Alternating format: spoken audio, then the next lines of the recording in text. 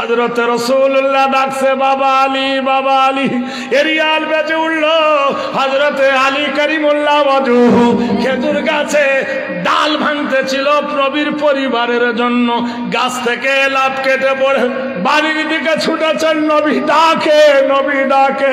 হযরতে খাতুনে জান্নাত ফাতেমাতুজ জোহরা রাদিয়াল্লাহু তাআলা আনহা যুদ্ধের পোশাক নিয়ে দাঁড়িয়ে, আলীর চাকর আসলাম ঘোড়ার লাগাম ধরে দাঁড়িয়ে আছে।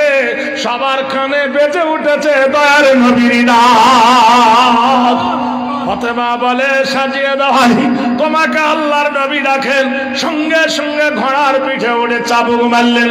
এত জোরে চাবুক মেরেছে আল্লাহ পাক কোরআন শরীফের মধ্যে বলেন আস্তাইনু বিল্লাহ ওয়া নাতাওয়াক্কালু আলাইহি নাসরুম মিনাল্লাহি ওয়া ফাতুহুন কারীম ওয়া বাশিরিল মুমিনিন। নারে তাকবীর।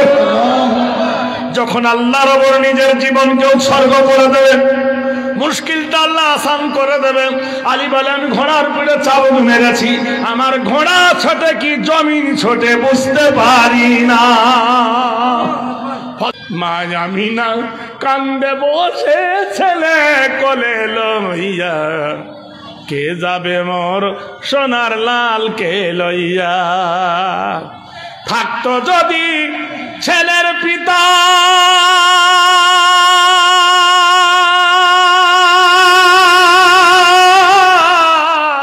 ভুলে যেতাম সকল ব্যথা, ভুলে যেতাম সব বেদনা বাপের কোলে তুইলা। বাপ কি অমূল্য রতন, বাপ কি সম্পদ, যার চলে গেছে সেই জানে। আমি এই কিছুদিন আগে এই দেশের মাটিতে এসেছিলাম। আমার প্রিয় বন্ধু একজন মাস্টার সাহেব ছিলেন, আপনারা জানেন। আমি ওনার জানাজা পড়েছি, মরে নাই। এই মজলিসে মওলানা আব্দুল জব্বার হাজি মাউনি আমার সঙ্গে হাজি, ওনার সঙ্গে 15 সালে আমিও হজ করেছি। আমি 2008 আগে গিয়েছিলাম, কিন্তু এই মজলিস সাজায়ে আমি যার বাড়িতে উঠেছি উনি বেঁচে থাকলে আমার গায়ে হাত বুলাতেন। গিয়ে আমি মাস্টার চাচাকে খবর করছি, তা বললে উনি নাই, ওই দিকে আছে। হায় রে মানুষ, আজ কয়েক বছর হলো, 2 বছর কি 3 বছর হতে চলল, মাস্টার সাহেব আছেন কিন্তু হাজি সাহেব বেঁচে নাই। আছে এই মজলিস থেকে কতজনার বাপ হারিয়েছে, কতজনার মা হারিয়েছে, কতজনার পুত্র হারিয়েছে, বেটা হারিয়েছে। কিন্তু বাবার মতো সম্পদ পৃথিবী আর আছে? জোরে বলুন। আমার নবী এতিম, মা আমিনা কাঁদতেছেন ও হালিমারে, দেবার কিছু নাই। জন্মাবার পূর্বে ও বাপকে খেয়েছে, সোনাও দিতে পারবো না, গহনা দিতে পারবো না। আমার এই কলেজের টুকরা নিয়ে যা, আল্লাহ তোর ওপর রহমত করবে। বলুন সুবহানাল্লাহ।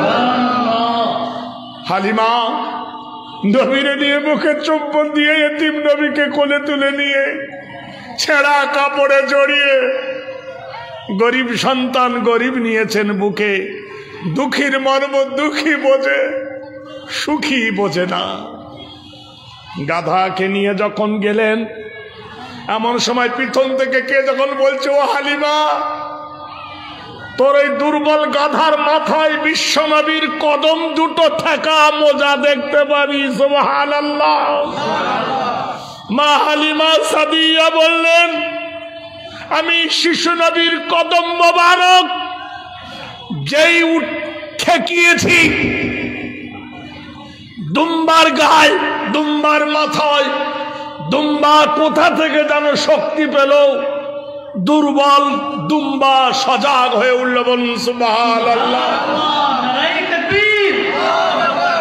মরুর দুর্বল বালুর উপর দিয়ে যখন আমি পার হয়েছি কাবা ছেড়ে, দেখলাম এক খণ্ড মেঘ এসে আমার মাথার ওপর ছায়া করেছে। আমি আশ্চর্য হয়ে গেলাম, একই দৃশ্য দেখছি। সূর্যের এত প্রখর রৌদ্র আমার মাথার উপর কেন ছায়া করে? কে যাচ্ছে রে বন্ধু দেখো।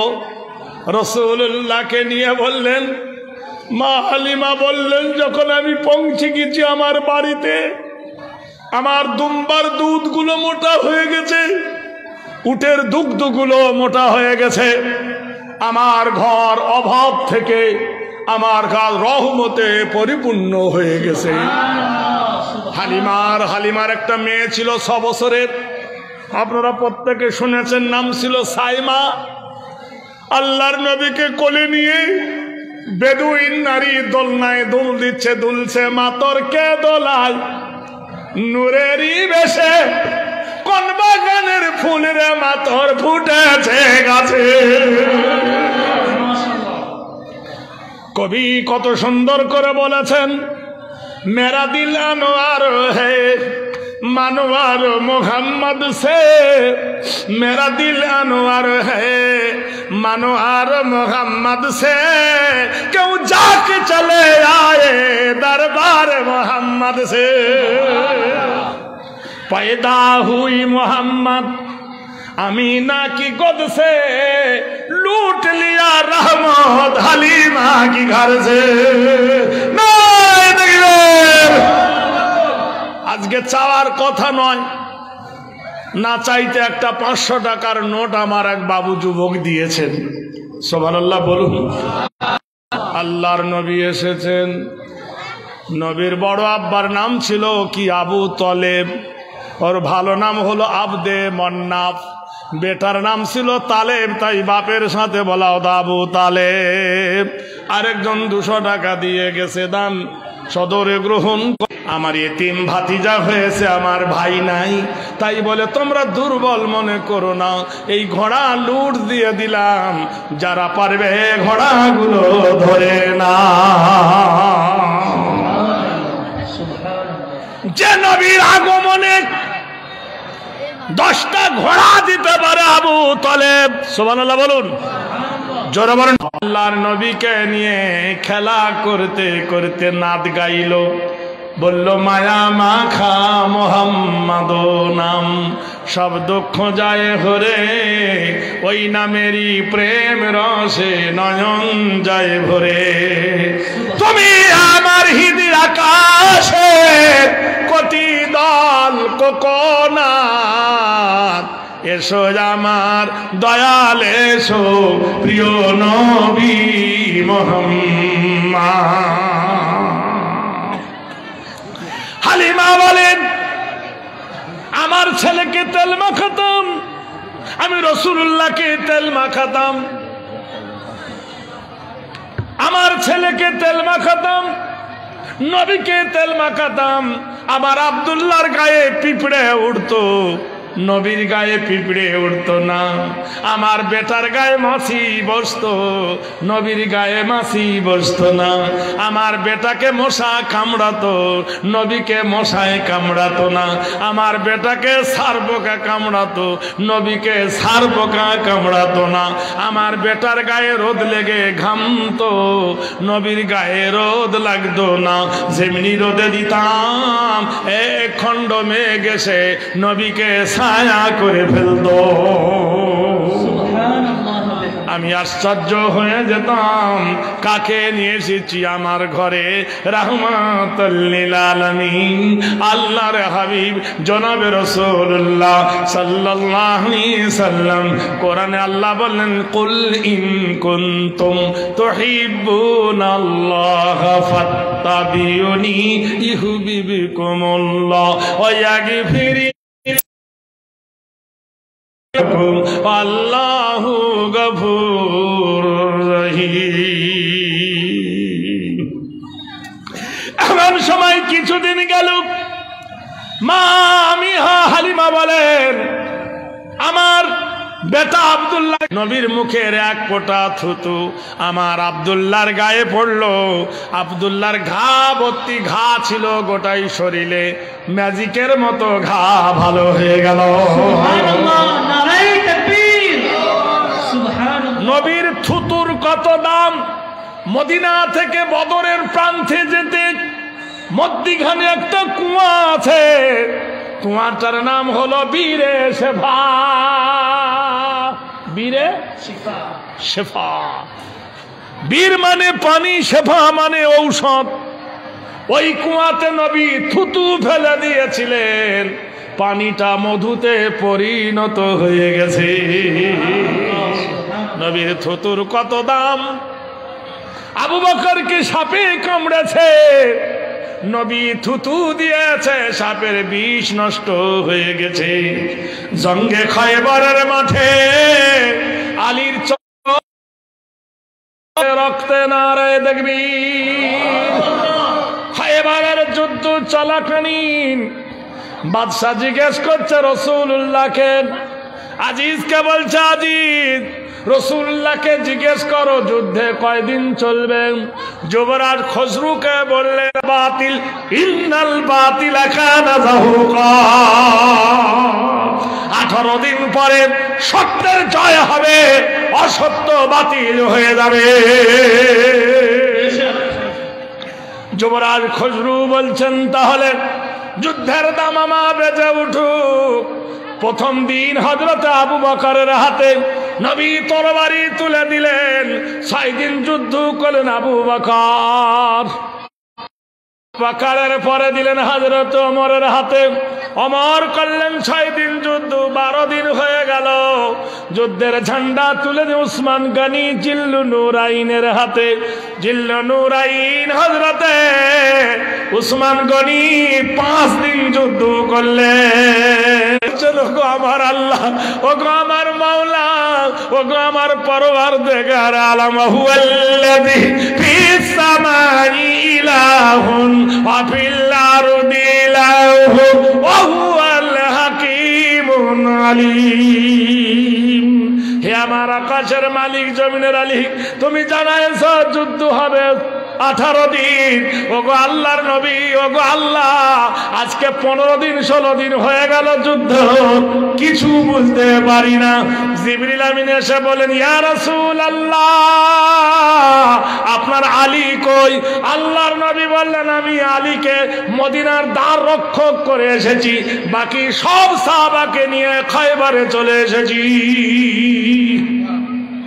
জিবরিল বললেন, ইয়া রাসূলুল্লাহ, এই যুদ্ধের ফাতে হবে হযরত আলীর কাছে। আলীর হাতে আল্লাহ আমাকে জানিয়ে দিলেন, সংবাদ আপনাকে দিলাম। আশের দিকে তাকিয়ে বলেন, ওগো আল্লাহ, এই জঙ্গে খয়বর থেকে আমি আলীকে ডাকবো কেমনে? আলী শুনতে পাবে কেমনে? ফোন নাই, টেলিফোন নাই, টেলিগ্রাফ নাই, ওয়্যারলেস নাই। মহান আল্লাহ হযরত রাসূলুল্লাহ ডাকছে, বাবা আলী, বাবা আলী। এরিয়াল বেজে উঠল।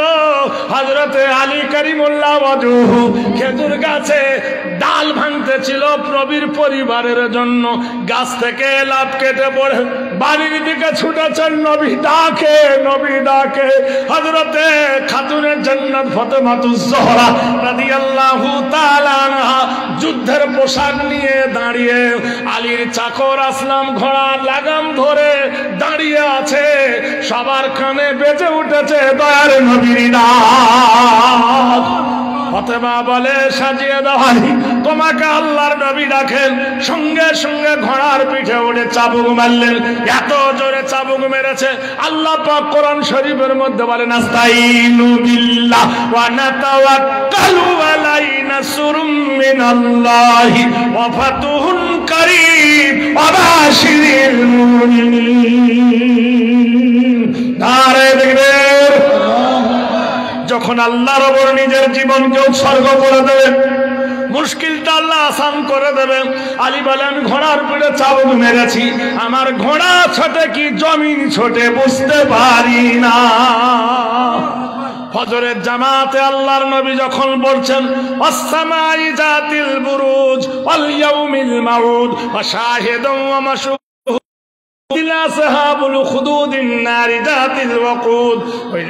আকাশের কসম, আল্লাহ রাতকে বলেছেন, আমি রাতের প্রকল্প ছেড়ে যখন দিনকে আগিয়ে যাই, জামাতে হযরত আলী শরীক হয়ে গেছে। আল্লাহর নবী যখন বাঁচে গেছে,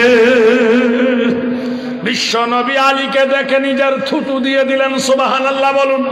নারায়ে তাকবীর।